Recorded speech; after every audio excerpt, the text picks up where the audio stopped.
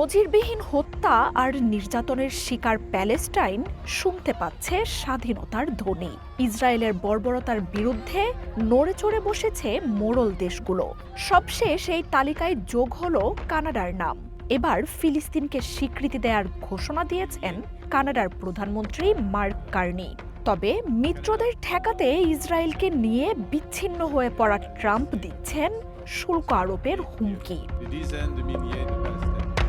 সেপ্টেম্বরে জাতিসংঘ সাধারণ পরিষদের ৮০তম অধিবেশনে ফিলিস্তিনকে স্বীকৃতি দিতে চায় কানাডা। মাহমুদ আব্বাস সরকারের দেয়া সংস্কার, হামাসকে বাদ দিয়ে ২০২৬ সালের মধ্যে সাধারণ নির্বাচন আয়োজন, প্যালেস্টাইন অসামরিকীকরণের মতো প্রতিশ্রুতির ভিত্তিতে এই পরিকল্পনা নেওয়া হয়েছে। কার্নি জানান, ইসরায়েল প্যালেস্টাইন সংঘাত বন্ধে প্যালেস্টাইনকে রাষ্ট্র হিসেবে স্বীকৃতি দেয়া জরুরি।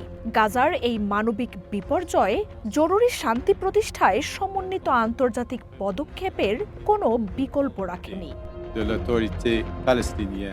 এর মাত্র একদিন আগেই প্যালেস্টাইনকে স্বীকৃতি দেওয়ার ঘোষণা দেয় G7 ভুক্ত আরেক দেশ ব্রিটেন। একই ঘোষণা এসেছে ফ্রান্সের ইমানুয়েল ম্যাক্রন সরকারের পক্ষ থেকেও। ঘনিষ্ঠ এসব মিত্রের প্যালেস্টাইনকে স্বীকৃতি দেওয়ার ঘোষণায় ব্যাপক চাপে ইসরায়েল ও আমেরিকা। একের পর এক মিত্রকে হারিয়েও ইসরায়েলের ব্যাপারে নিজেদের সমর্থনে কোনো ছাড় দিচ্ছে না আমেরিকা।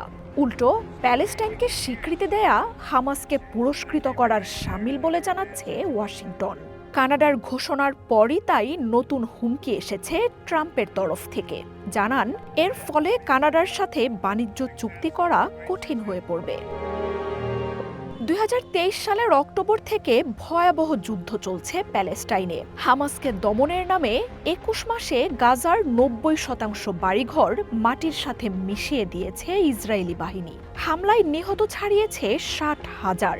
অবরুদ্ধ অঞ্চলটিতে প্রায় ২০ লাখ বাসিন্দা ভুগছেন খাদ্য, পানি আর চিকিৎসার তীব্র সংকটে। ক্ষুধা ও পুষ্টিহীনতায় ৮৯ শিশুসহ মৃত্যু হয়েছে ১৫০'র বেশি মানুষের। এমনকি আমেরিকার একতরফা সমর্থনে পশ্চিম তীর ও গাজাকে দখলের প্রস্তাবও উঠছে নেতানিয়াহুর সরকারে। মার্জিয়া উপমা, ওয়ান নিউজ।